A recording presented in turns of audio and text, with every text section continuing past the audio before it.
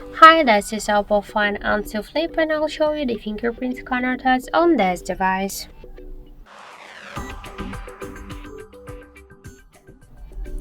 I just set up my fingerprint to the scanner a couple of minutes ago and now I'll make a couple of tries to unlock the device with my fingerprint and we'll see how fast this feature is and does it works.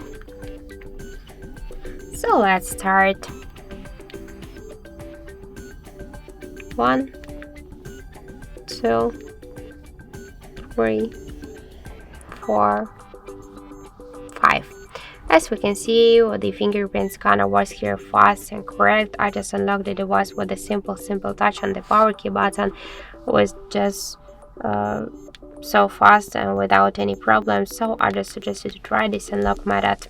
And that's it. Thank you for watching, and if you find this video helpful, don't forget to leave a like, comment and to subscribe our channel.